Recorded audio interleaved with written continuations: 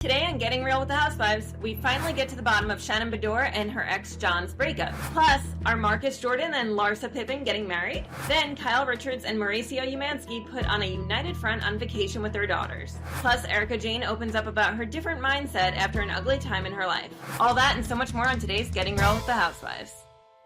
Hi guys, Mandy here with Deputy Editor from Us Weekly, Sarah Huron, here to recap everything Housewives. Christina is out this week. How are you doing, Sarah? I am good. I am ready to talk Housewives news, a little Orange County. It was a great episode. It was a good episode. I keep talking with Christina how I'm really into OC and RHONY this season. OC really made a comeback for me. I mean, Shannon's breakup drama is definitely helping.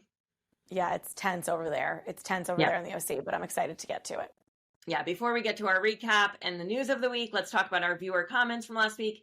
Jackie Biscoff says, Kyle loves the attention. She is not fooling anyone. It's all for the show. I don't disagree with it. There's something to it. Any housewife loves attention.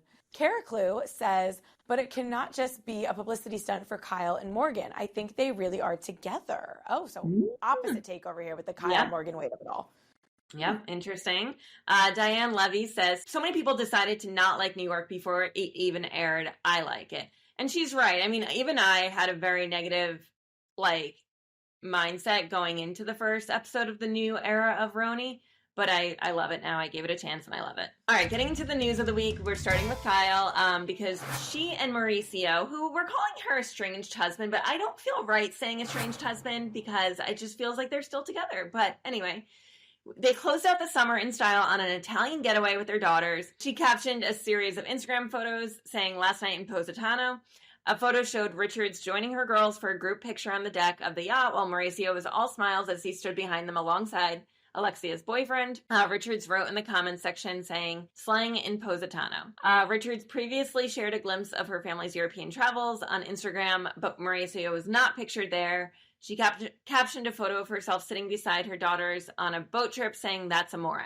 Us Weekly, of course, confirmed in July that Richards and Mauricio separated after 27 years of marriage.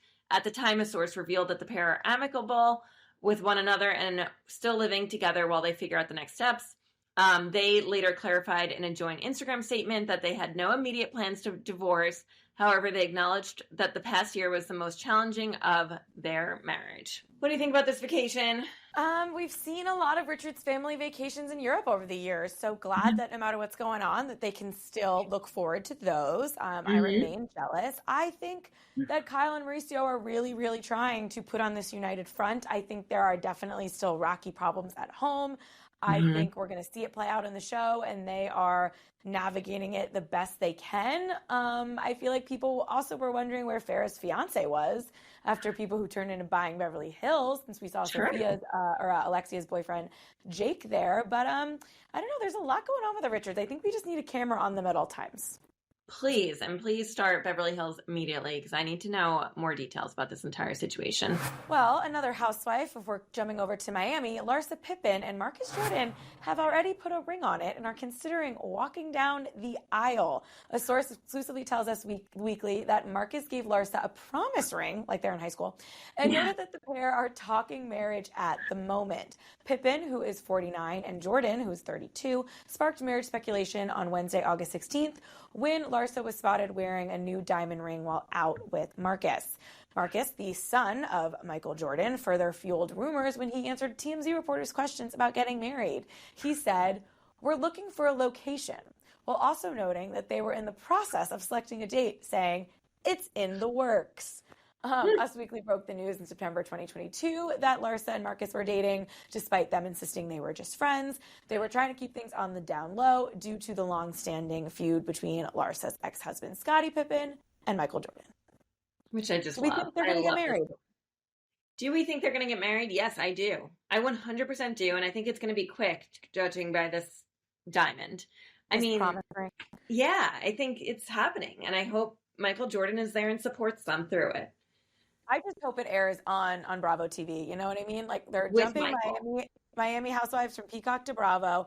Marcus better be mic'd up. I don't want any of this. We're just friends. That's my friend. Not talking about my love life on the show. Larsa better bring it, and the women better watch The Last Dance and bring up Michael Jordan as much as possible. as much as possible. I never knew I cared that much about what Michael Jordan would think about this, but I care so much because of the funny comments that he made earlier in their relationship. So Yeah, I think there's some truth to those. I know Marcus tried to say like his dad was being sarcastic. He doesn't engage in the media. There's no way Michael Jordan is happy about this. I'm sorry, there's not. No, absolutely not. It's so funny. And I hope that if they get married, that Scottie Pippen is there as well to support his ex. Me too. Moving on over to Beverly Hills again, Erika Jayne is moving on to bigger and better things. She is headlining her first Vegas residency, and she sees the production as a turning point in her life following years of legal drama and personal woes. She told Forbes on Tuesday, "I believe that challenges bring us a different perspective, and I definitely have a different mindset after going through this sort of ugly time in my life." She, of course, split with her husband, Tom Girardi, in 2020 after more than 2 decades of marriage. She went on to say, "What can I say? I mean, I'm still dealing with that. Yes, the ghosts of the past still haunt me, but I'm also really happy that people want to do business with me, that people are excited to come to my show, and I really feel like it's a massive rebuild for me." Erika's Bet It All on Blonde run kicks off in Sin City on Friday, August 25th at the House of Blues at Mandalay Bay. Her residency will run through mid-December. Will you be going to this, Sarah? If there was a date during BravoCon, sure, but I don't think there is. So I don't think I'm going to Vegas more than once in the fall, but that's a real letdown. They should have planned that better. I feel like they're probably like, no, maybe she'll perform at like Watch Happens Live or something, and they'll be like, stick around next trip to Vegas and come here, because I feel like maybe they don't want it to be conflicting, but it's confusing to me that it's not. Honestly, as much as, I don't know, I feel like I would have a little bit of a conflict, but if we could confirm that the money, you know, was going to be not stolen from someone, then sure, I would go sing How Many F's Do I Give with Erika. Yeah, I think I would. I mean, I went and saw Countess Luann's cabaret Christmas show, and it was worth it. I have seen the Countess more than once, and it's really just like like-minded individuals, Bravo fans, sometimes fellow Bravo celebrities living their best lives. Cannot believe how much money you spent to be in the crowd. And it's honestly, it's a bonding experience. So I do recommend like Housewives events or shows. If you can go, you should, simply because you're going to make friends and you're going to laugh really hard at the fact that this is a real thing that's happening. And they're pretty intimate. Like the show I went to is pretty small. Like I remember her going around to the crowd after, like you feel like you're having like a little bit of a, you know, personal family holiday party with the Countess. All right, moving on to our recaps this week. RHONY, so we saw Erin had a anniversary party with her husband, a little bit over the top. They even had sponsors on the invite. And then let's talk about the amount of speakers that they had at this thing. It just went on and on. No, honestly, like the party looked quite painful, but I really, really loved. I think this was the best episode of RHONY yet.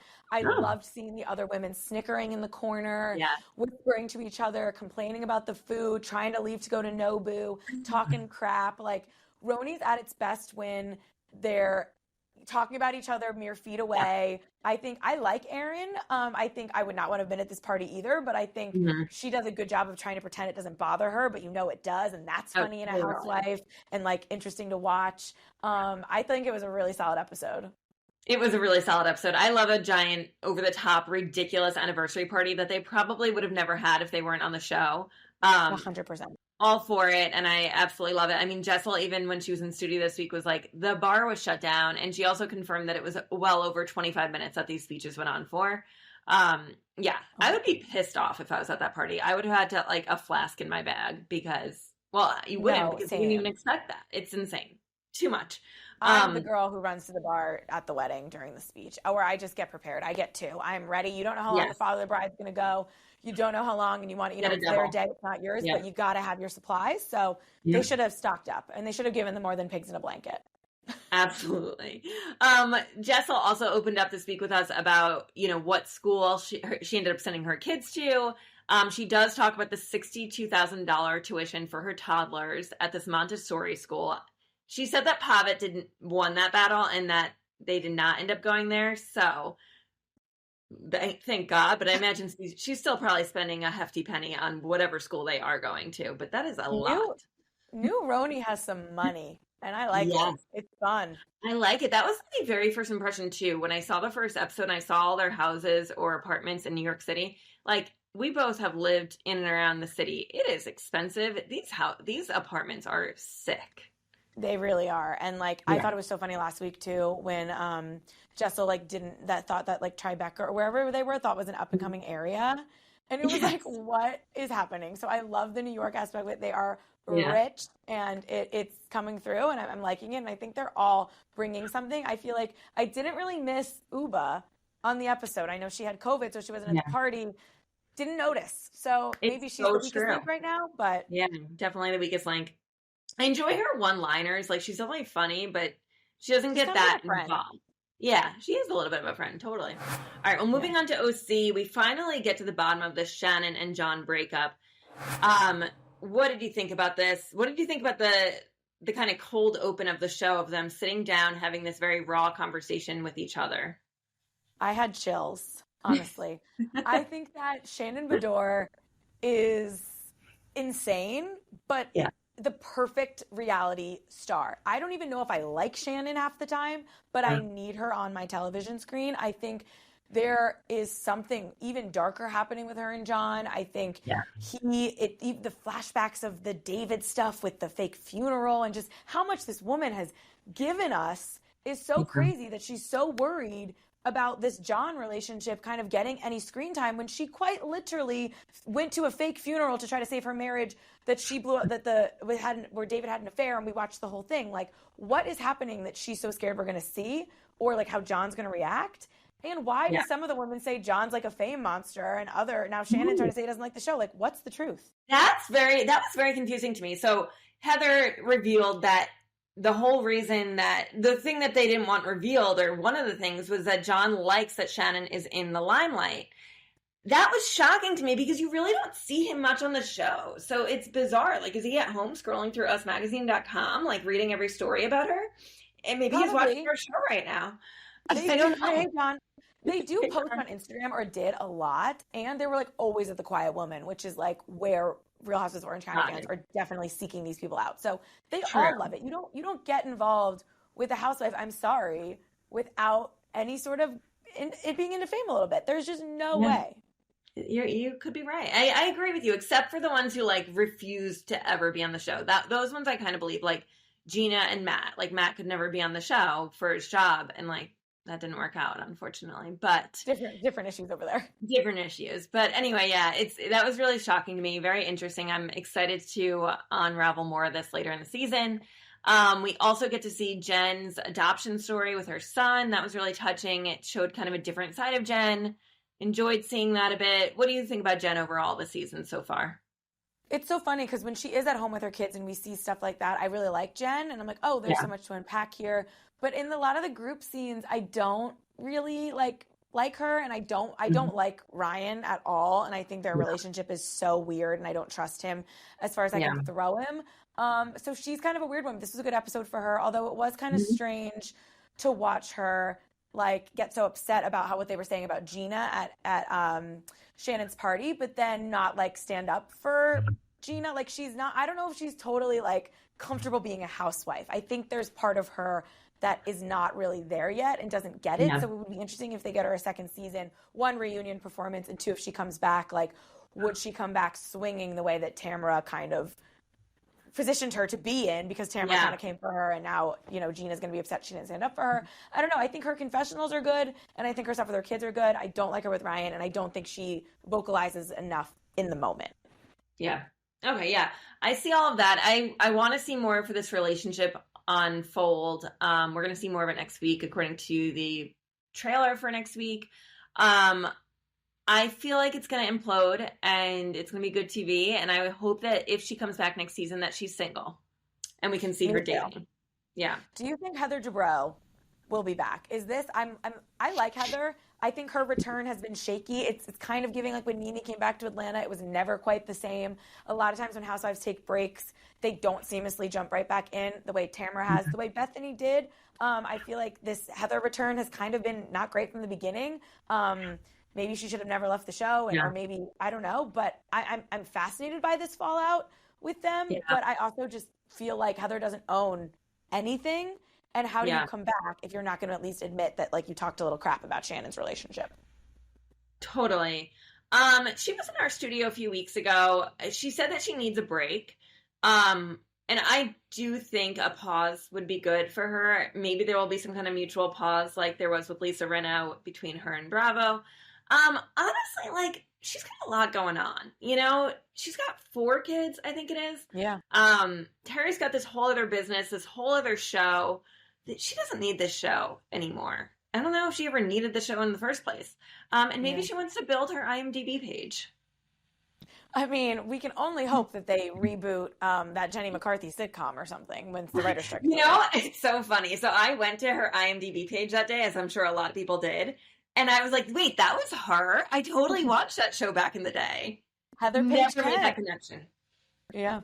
Yeah. Anyway, so I kind of hope for herself, her IMDb page, her acting career, that she takes a pause on Housewives. Let us know what you guys think in the comments. And thank you, Sarah, for recapping everything Housewives with me this week. We'll see you all next week. Bye. Bye.